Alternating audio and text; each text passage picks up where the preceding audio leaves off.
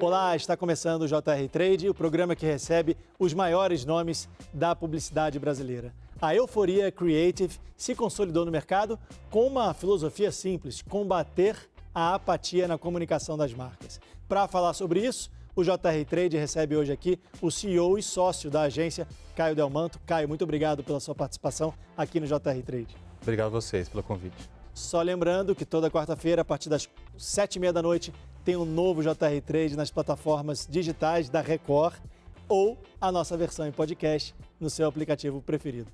Caio, para começar, antes da gente falar do trabalho de vocês estão há 1 ano no mercado, já são fortes no mercado. Eu queria que você contasse como e por que você, eu tenho o nome deles aqui, o Marcelo Risério e o Thiago Santos, se uniram para criar a Euforia Creative. Como é que foi isso? Como é que começou e por quê? Acho que tem que dar um contexto sobre a publicidade no Brasil, né? Acho que os últimos anos vem mudando muito a forma de trabalhar. Acho que o digital, o social trouxeram vários tipos de desafios muito específicos. E isso demanda uma inovação do modelo de negócio, né? Acho que grande parte das agências no Brasil e no mundo também, acho que é reflexo do mundo inteiro, elas ainda estão presas a modelos antigos de trabalho, de dinâmica, de processo e de filosofia. Acho que esse é o principal diferencial. E a gente, muito tempo no mercado, a gente trabalhou mais de 20 anos no mercado em várias grandes agências, eu aqui no Brasil e também fora do Brasil algumas vezes, e a gente realmente esperava um tipo de inovação que não vinha dos nossos empregadores, das nossas agências ou do próprio mercado. Putz, vamos sair e vamos tentar fazer a nossa, vamos tentar trazer uma filosofia diferente. E esses desafios pedem, eu sempre falo, né, pedem novas teses de como vai ser o futuro da publicidade, de como as marcas vão se comportar, de como os consumidores estão se comportando. E a gente resolveu trazer a nossa tese para o mercado, né, muito específica, muito diferente, pelo menos. E a partir daí a gente resolveu empreender. E é um momento muito interessante para empreender no mercado publicitário no Brasil. Eu acho que as agências grandes estão tentando se reinventar, outras novas independentes estão surgindo. Então é um momento muito interessante para trazer essas novas teses, trabalhar essas novas teses e convencer os clientes de que essas novas teses são mais interessantes, mais eficientes e trazem ideias melhores também, que é no final das contas o que a gente quer. A filosofia de vocês é combater a apatia na comunicação das marcas. Você acabou de falar isso. Que apatia seria essa? Eu acho que assim, tem alguns tipos de apatia que a gente trabalha, mas eu acho que o contexto anterior a isso, né, acho que explicando um pouco desse contexto, as marcas vêm mudando muito da forma de se relacionar com as pessoas, né? Acho que as redes sociais trouxeram uma nova dinâmica de muito mais de conversa do que necessariamente aquela dinâmica passiva que existia na publicidade anteriormente, né? Se a gente pensar antes, o consumidor assistia um comercial de TV e simplesmente reagiu ou não àquilo. Hoje em dia as redes sociais pedem que elas conversem com as pessoas, que exista um diálogo, que exista uma troca constante o tempo todo, né, entre pessoas e as marcas, né?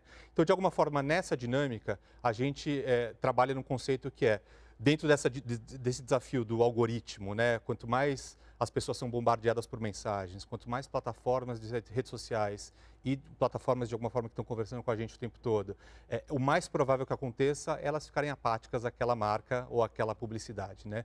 É muita informação o tempo todo, as pessoas não conseguem lidar com tanta informação, né? A gente não consegue no dia a dia, as pessoas menos ainda em relação à publicidade, principalmente. Então, nesse contexto de que bombardeio de mensagens, o algoritmo trabalhando de uma forma muito específica das plataformas de redes sociais e tudo mais, o mais provável que aconteça é a apatia. E dentro dessa lógica, a gente trabalha em 5 tipos de apatia, né? A apatia de marca, que é essa relação que as pessoas têm com a marca, seja ela interessante ou não interessante, que gera muita conversas ou não. Então, a relação que elas têm com as marcas, que eu acho que é o clássico, né, do marketing. Mas também tem outros tipos de apatia. Então, apatia de categoria. Então, muitas vezes, a relação das pessoas boa ou ruim não necessariamente é só com a marca, é com a categoria inteira. Então, a forma como eu uso um produto, por exemplo, a forma como eu me relaciono com um determinado segmento, pode ou não ser interessante a gente olhar por essa perspectiva e a marca, sendo líder ou querendo ser líder, tem que entender essa dinâmica.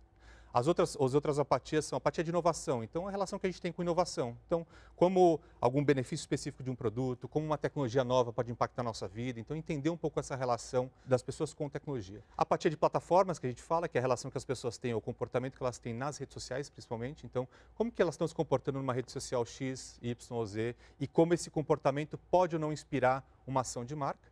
E a apatia de cultura, que é um pouco essa relação que as pessoas têm com os temas sociais, culturais do dia a dia. Então, dentro dessa história, né, como as pessoas estão reagindo a um tema que tem alguma tensão na sociedade, como elas estão vendo um determinado tipo de assunto, como que elas estão se comportando ou não a partir daí. Isso é muito importante porque as marcas querem construir a relevância cultural que a gente fala, né? Elas querem participar da conversa. E se elas não entenderem essas tensões, elas não necessariamente vão conseguir participar dessas conversas. Então, dentro dessa lógica toda das apatias, a gente fala que é um olhar muito mais de comportamento de consumidor ao invés de construção de percepção de uma marca, né? Então, antigamente a gente trabalhava muito nessa lógica de eu vou construir uma percepção positiva para uma marca ou para um produto e as pessoas vão reagir ou não àquilo, né? Hoje em dia, por ser um diálogo, né, por ter essa relação muito mais honesta, direta entre pessoas e marcas, é muito essa relação comportamental. Então, se eu não mover comportamento o tempo todo, eu não vou ter sucesso, independente se a minha percepção é boa ou não.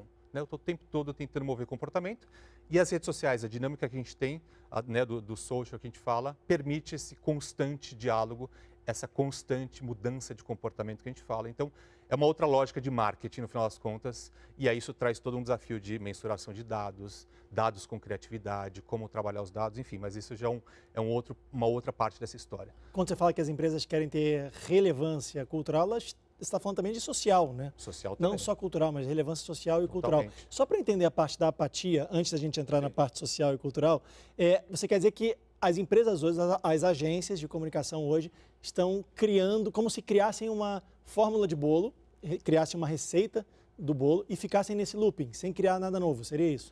Eu acho que grande parte do modelo de negócio era muito pautado nisso, né? Uma receita de bolo, eu crio, seja pelo formato, seja pelo tipo de ideia, e eu vou tentando convencer as pessoas a partir daquele formato. Às vezes pode funcionar, às vezes não funciona.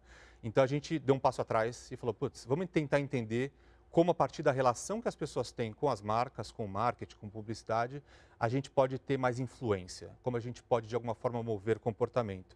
Isso é uma nova forma de pensar, não necessariamente... E aí, de novo, eu sempre falo, né? A nossa tese não é a melhor nem pior, é uma tese. A gente acredita que muda muito a forma de pensar o marketing, a comunicação e também a mensuração de eficiência a partir daí, né? Então, não é melhor nem pior, é apenas diferente. É apenas diferente. E a gente sempre fala, a gente torce pelo mercado para que surjam novas teses, que novas teses venham, né? Outras agências também têm as suas teses, então não é que não existem, mas que novas teses venham, que novos pensamentos modernos aconteçam, porque é melhor para o mercado, é melhor para os consumidores, é melhor para o trabalho como um todo. E a gente está tentando fazer nossa parte com a nossa tese aqui. Então, para eu entender, vocês trabalham a campanha de um cliente que chega até vocês para entender onde está a apatia na comunicação e aí sim tentar combater essa apatia de uma maneira diferente. Acho que de uma forma prática o processo a gente tenta olhar o problema com esse viés comportamental.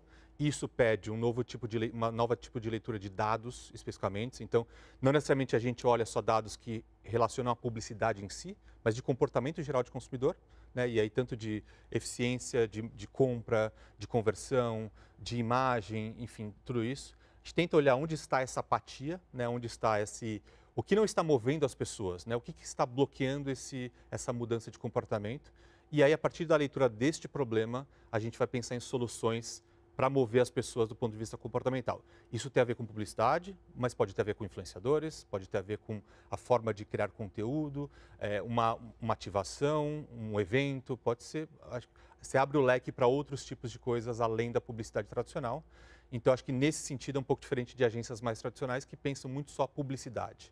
A gente está num mundo hoje que tem outras variáveis que não só a publicidade tradicional para mover as pessoas e a gente está tentando fazer isso. Produção de conteúdo. Produção de conteúdo, influenciadores, que no Brasil especialmente é muito forte, né? Na América Latina como um todo, mas no Brasil principalmente. Então tem outras formas de pensar. A gente fala muito sobre trabalhar narrativas ao invés de só mensagens publicitárias, né? E essas narrativas podem vir de outras formas também. Vender sem parecer que está vendendo. Exato. Aí a gente entra na história que eu queria te perguntar, que é sobre a relevância cultural e social. Toda marca tem interesse em ter relevância cultural e social? E na sua cabeça como publicitário, toda marca pode ter relevância social e cultural? Começar pela última, acho que poder pode, mas é uma construção a longo prazo. Então, acho que eu sempre falo para os clientes, né? Não é de uma hora para outra que você vai construir relevância cultural e muito menos social, que acho que é a segunda parte da pergunta. Todas podem, mas é um jogo de longo prazo. A grande questão da relevância cultural, acho que é muito dessa dinâmica do consumidor com as marcas e com o marketing como um todo, que é, naturalmente, a partir do momento em que eu tenho um diálogo com as pessoas e eu estou construindo esse diálogo todo dia, né, na relação que eu tenho todo dia com ela, a evolução dessa relação, em algum momento, vai impactar a cultura. Em algum momento, a marca, se for muito bem sucedida, ela vai começar a movimentar temas que são importantes para a cultura, né? Seja, lógico, no território que elas têm. Então, né, muitas marcas muito bem sucedidas têm essa relação de... Eu já deixei de ter só uma relação sobre uma venda de um produto específico ou simplesmente de eu fazer as pessoas gostarem da minha marca. Eu começo a movimentar um tema. Eu defendo o meu território, seja o esporte, seja né, a moda, seja qualquer território que ela trabalhe. E a partir daí ela começa a ter um ponto de vista. Esse ponto de vista, não necessariamente ele tem que impactar a cultura, mas as marcas bem-sucedidas, que a gente pode falar de exemplos aqui, elas conseguem impactar a cultura. E a partir daí, independe se elas vendem ou não para as pessoas, elas têm uma voz na cultura e por ter essa voz, elas conseguem ter um modelo de comunicação muito mais eficiente, que é, eu gasto menos e a partir do momento que eu falo, eu consigo ter uma amplitude da minha conversa muito maior. Então, você pega grandes marcas, né? Nike, Apple, essas grandes marcas, elas falam pouco, elas não necessariamente são as que mais gastam na publicidade, mas elas têm uma relevância cultural muito grande. Elas conseguem falar do futuro do esporte, elas conseguem falar do futuro da tecnologia, elas conseguem realmente movimentar a categoria como um todo e a cultura de alguma forma, né? Impactar a cultura. E aí alguns estudos já mostram que essa relevância cultural que as marcas têm converte mais. Porque por muito tempo a gente achava que a relevância cultural era um assunto criativo, simplesmente dos prêmios, né? Aquela coisa toda. Mas elas passam a realmente conseguir converter mais por participar da conversa na cultura, por ter uma opinião, por estar conectada a um tema que é relevante para as pessoas, no final das contas. Quando você fala que a empresa ganha relevância cultural ou social, Sim. é o momento em que a empresa se torna referência naquele assunto. Então, ela fala diretamente para o público que procura por ela. Exatamente. Então, acho que, eu sempre falo, né? É construir quase como né, a liderança intelectual na categoria. A liderança intelectual significa basicamente isso, né? A partir do momento que eu falo, eu consigo dizer para onde essa categoria vai, para onde esse futuro desse produto pode acontecer, a inovação que eu vou trazer vai impactar as pessoas de uma forma diferente. Então, essa liderança intelectual é o que a gente fala da relevância, né? Ela tem uma relevância dentro de uma cultura que, de alguma forma, valoriza aquele produto, valoriza aquele serviço. 30, 40 anos atrás, era mais fácil você transformar uma marca numa referência. Hoje a gente vive num mundo hiperconectado. Quer dizer, o consumidor ele responde àquela marca em tempo real, diretamente para a marca, e isso faz com que a marca se movimente de maneira rápida, digamos assim. As marcas estão precisando investir mais, estão precisando ter mais trabalho para viver, para se manter nesse mundo hiperconectado? Eu acho que não necessariamente investir mais, mas muito mais trabalho, sim. Não só do ponto de vista de esforço dos parceiros, de quem trabalha, que também é verdade, mas muito mais conteúdo, isso com certeza, né? Isso não necessariamente precisa se traduzir em investimento publicitário, e essa é uma das coisas que a gente é crítico ao modelo tradicional de agências, né? Porque o modelo tradicional de agências ele depende de investimento, e a gente criou um modelo que não depende de investimento. Por quê? Porque no final das contas, e existem alguns estudos interessantes para isso, que mostram que hoje em dia, nessa forma que a gente tem, nessa relação dos canais, redes sociais com TV, a complementaridade entre canais que é muito importante, você investir mais não necessariamente traz resultado. E não necessariamente traz mais exposição, porque as pessoas estão tão bombardeadas por mensagens o tempo todo, que a gente fala que sempre a forma mais importante de mensurar hoje é engajamento qualificado, né? Então, quantas pessoas, ao ver a minha comunicação, de alguma forma ter o contato com a marca, se engajam naquilo e de alguma forma, a gente fala que, entre aspas, trabalham pela gente, né? Elas conversam com o vizinho, com a família, com os amigos, elas reverberam aquela mensagem o tempo todo. Isso funciona, porque as redes sociais permitiram isso, né? Então, não necessariamente eu ter um canhão de investimento vai me fazer isso. Pode fazer e a gente pode amplificar essa conversa se a conversa for relevante para as pessoas, se aquela mensagem, aquela narrativa for relevante para as pessoas. Então, e a complementaridade de canais é muito importante para isso. Então, muita gente fala, né, a TV morreu versus a rede social. Não, é complementaridade hoje. Não é, os canais têm muita importância, a TV continua tendo uma importância absurda.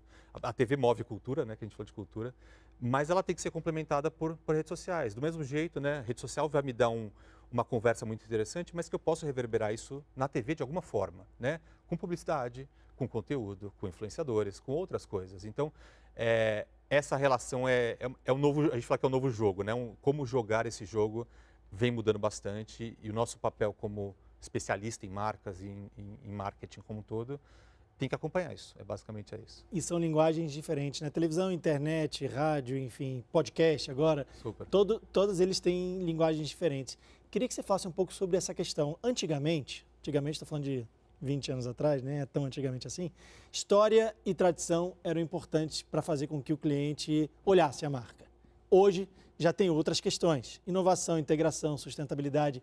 Isso se tornou mais relevante ainda do que história e tradição? Acho que não tornou mais relevante, mas hoje a gama de assuntos é muito maior. Então, isso com certeza aconteceu. Outros temas foram trazidos e, de alguma forma, eles ajudam a marca ou não a ter uma voz, né? Que a gente fala uma voz na cultura. Mas acho que tradição, por exemplo, pode ser um assunto muito importante. Acho que a questão é um pouco o foco de como trabalhar esse tema. Antigamente era uma empresa contava a sua história, que é o clássico da publicidade, né? Contar a sua história, traz a sua relevância por ter uma história muito importante na construção de um produto, na inovação que ela teve no passado. Isso continua sendo relevante, mas e se isso não se conectar a um tema da cultura, o porquê é importante tradição na cultura que a gente tem hoje, para aquela categoria, o que isso vai trazer de inovação de fato para a empresa, como isso impacta a vida das pessoas. Então, antigamente existia essa postura, a empresa conta a sua história e só esse fato já move as pessoas. Hoje, o papel da tradição e da história da empresa, ela pode ser inserida na cultura, se tiver uma relevância para isso. Então, não é que ficou menos importante, é que as pessoas passaram a se interessar por outras coisas em que a empresa pode ter ou não o seu papel, né? A sua relevância, mas que se não for pensado dentro de um contexto das pessoas, da cultura, ela perde importância, né? Porque aí é basicamente a empresa falando da história dela.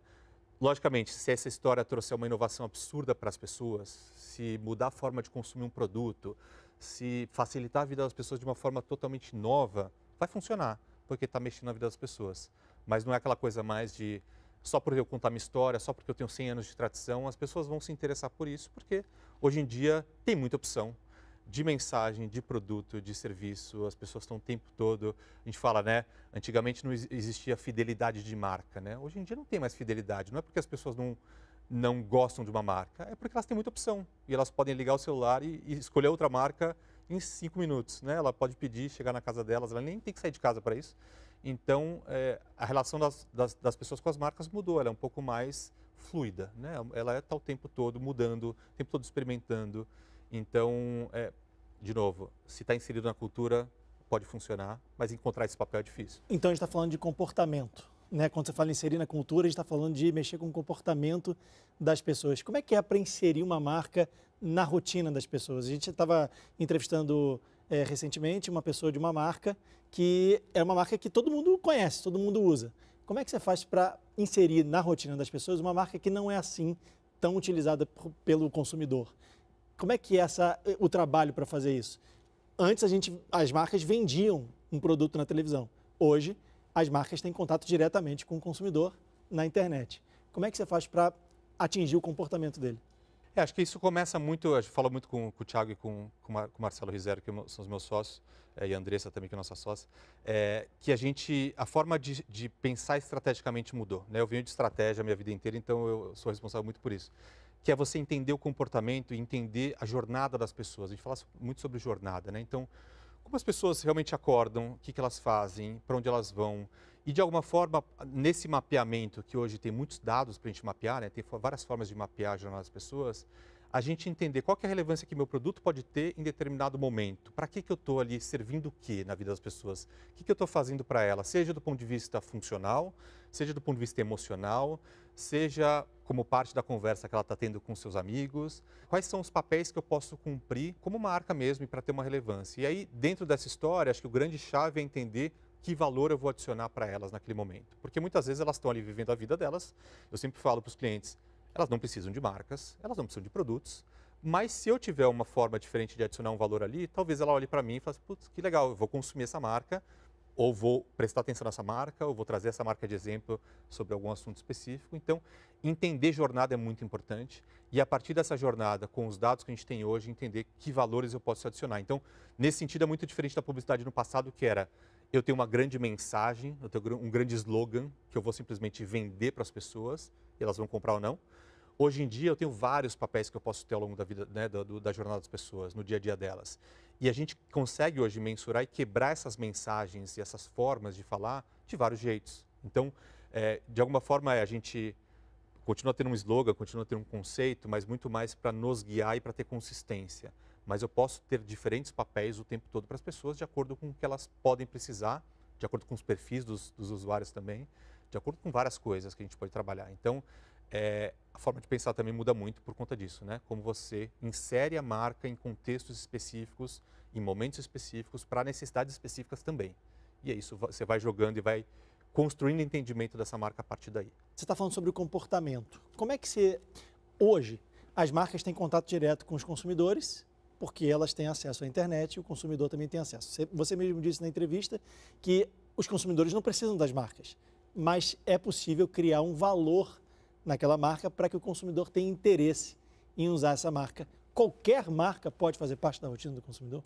Qualquer marca sobre qualquer assunto. Acho que isso é o mais interessante. Logicamente, são papéis diferentes de acordo com cada categoria, com o que a marca se propõe, o que ela acredita também, mas elas podem ter valores muito interessantes, muito diferentes.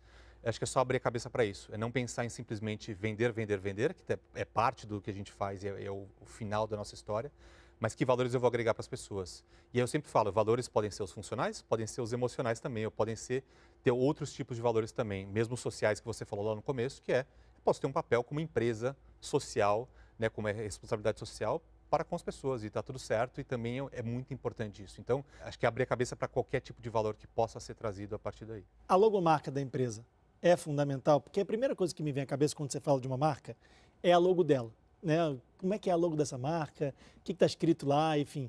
Isso ainda é fundamental? Ou você acha que num mundo hiperconectado a logo ficou meio que de lado, não é tão importante quanto o valor que a marca transmite para o consumidor, ou então a mensagem que ela quer passar, ou a utilidade que ela tem, que o produto dessa marca tem na vida do consumidor? Acho que é super importante, acho que a logo é o cartão de visita de uma marca, então ela vai ser sempre muito importante e ela transmite muitos valores. Mesmo que as pessoas não racionalizem isso, né, quando você tem alguns testes interessantes que você mostra diferentes tipos de logo, diferentes tipos de visuais, e as pessoas têm uma reação emocional àquilo, seja pela cor, seja pelo design, seja por ser moderno, ser antigo, enfim, tem várias coisas que são comunicadas a partir daí.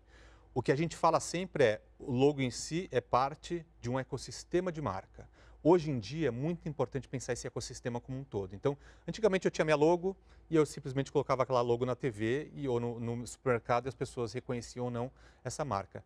Hoje você tem vários pontos de contato. Eu tenho a internet, eu tenho o site, eu tenho a rede social, eu tenho o supermercado, eu tenho a mensagem na rua, eu tenho a publicidade, eu tenho o influenciador falando da minha marca, eu tenho muitas coisas. Então, ter a consistência, que é esse ecossistema da marca, isso é super importante. Então, o desafio hoje é como você consegue expandir aqueles valores que estão no logo, mas que vão ser vistos de várias formas, né? De vários jeitos, e com o descontrole total que a internet traz, né? Porque o seu logo está ali, sua marca está ali, o influenciador vai mostrar, as pessoas vão ver, as pessoas vão falar sobre sua marca. Então, antigamente, acho que os marqueteiros tinham muito esse medo, eu preciso ter controle sobre a minha marca.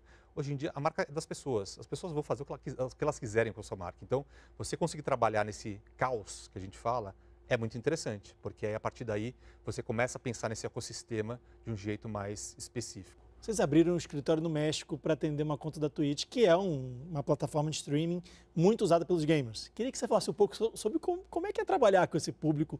É uma galera muito jovem, e eu sei, porque eu acompanho alguns campeonatos pela internet e também na televisão, dá muito dinheiro. Tem vencedor aí de jogo ganhando mais de 100 mil, 200 mil por mês.